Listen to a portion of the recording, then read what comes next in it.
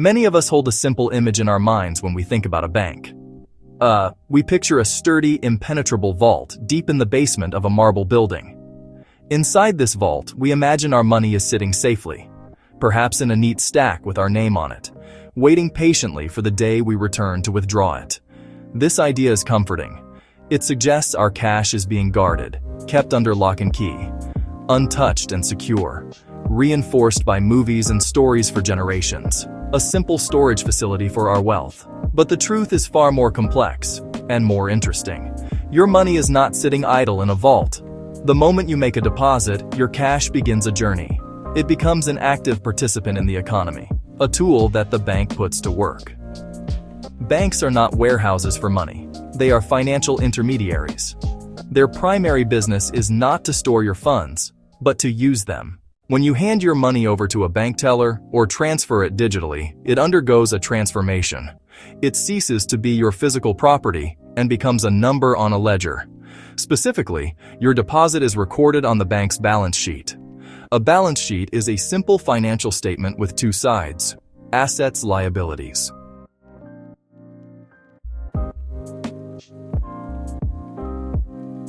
Assets are things the bank owns or is owed, while liabilities are what the bank owes to others. Your deposit is a liability for the bank. This may sound strange, but it simply means the bank has an obligation to return that money to you whenever you ask for it. On the other side of the balance sheet are the bank's assets. This is where the story gets interesting. The cash you deposited, now pooled with billions from other depositors, becomes part of the bank's own cash reserves. But these reserves are just a small fraction of the bank's total assets. At the core of this entire system is a concept known as fractional reserve banking. The name may sound technical, but the idea behind it is straightforward. It means banks are only required to keep a small fraction of customer deposits on hand as actual cash or reserves. Total deposits, 10% reserves kept in vault, 90% loaned out. The rest of the money, the vast majority of it, can be loaned out. The specific percentage a bank must hold is set by the central bank, like the Federal Reserve in the United States. This reserve requirement is a key tool for regulating the money supply and ensuring the stability of the banking system. Imagine for a moment if banks had to keep 100% of all deposits in their vaults. In that scenario, they would truly be just storage warehouses. They would have no money to lend, and their only way to make a profit would be to charge customers fees for safeguarding their cash. The economy would look very different. Let's walk through a clear numeric example to see how this works in practice. Suppose you deposit $1,000 into your account at Bank A. Let's also assume the central bank has set the reserve requirement at 10%. This means Bank A must keep 10% of your deposit, or $100 as reserves. $100 reserve. It cannot lend this portion out. However, the remaining 90%, which is $900, is now considered an excess reserve. $900 loan to Sarah Bank A is in the business of making money, so it will not let that $900 sit idle. It is free to lend that amount to another customer. The bank doesn't give her a stack of cash. Instead, it simply credits her business checking account with $900. At this moment, new money has been created. Your original $1,000 deposit is still recorded on the bank's books as your asset. But now, Sarah also has $900 in her account that she can spend. The money supply has just expanded from $1,000 to $1,900. Sarah uses that $900 to buy new equipment from another company. Let's call it Business B. The owner of Business B then takes that $900 and deposits it into their own account at a different bank, Bank B. Following the same 10% reserve requirement, Bank B must keep 10% or $90 and can lend $810. This new loan creates another deposit, and the cycle repeats. This is often called the money multiplier effect. Now that we understand how banks use our money to make loans, the next logical question is, how do they profit from this activity? The answer lies in a simple concept called the interest rate spread. It's the difference between what a bank pays depositors and what it charges borrowers. This spread is the primary source of a bank's profitability, core of their business model, refined over centuries. Let's look at this in plain terms. When you deposit money into a savings account, the bank might pay you a small amount of interest, 1%, 2%. This is the cost the bank pays to borrow your money. At the same time, the bank lends out that money. Car loan, mortgage, it charges a much higher rate, 6%, 7%.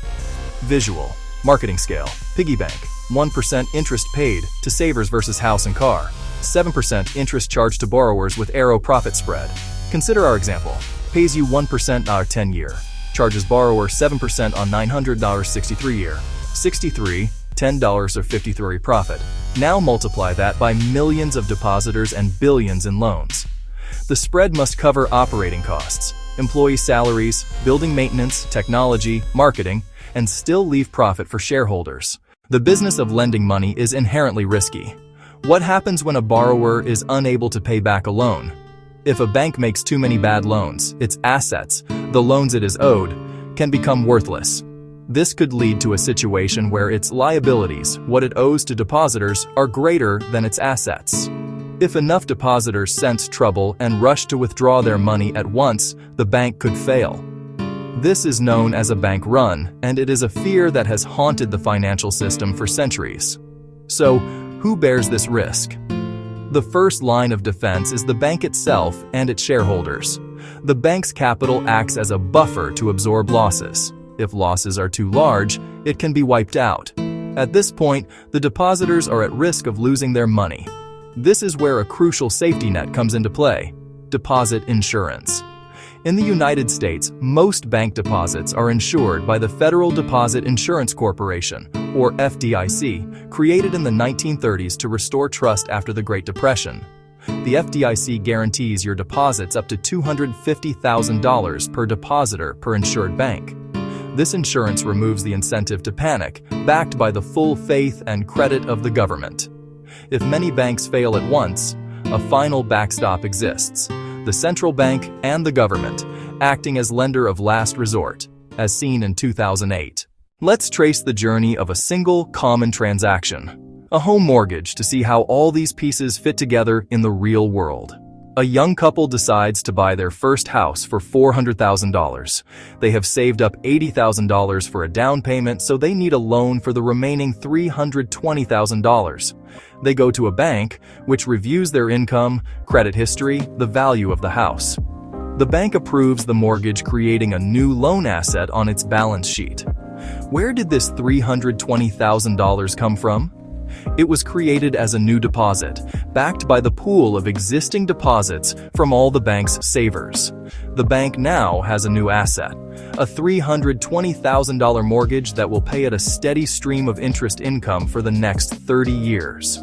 However, the bank may not want to hold this loan for its entire term. It might want to free up its capital to make more loans and generate new fees. So, it often sells the mortgage on the secondary market, bundling it with thousands of others into a mortgage-backed security.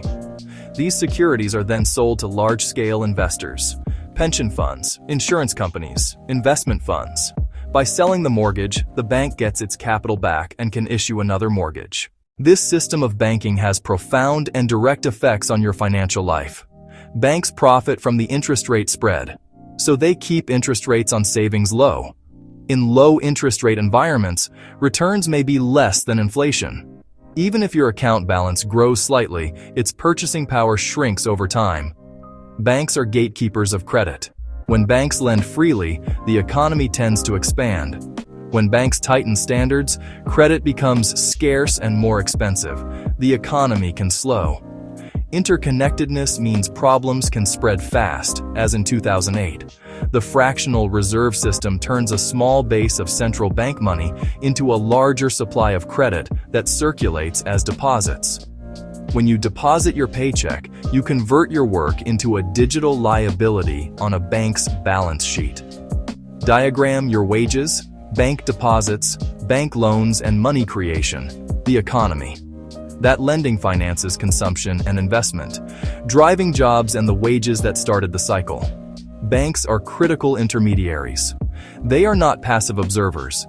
They actively shape the economic environment. Understanding how banks work is empowering. Banks aren't villains. They are businesses operating on a model. Ensure your bank is insured and be mindful of coverage limits. Savings accounts are for safety and emergencies, not long-term growth.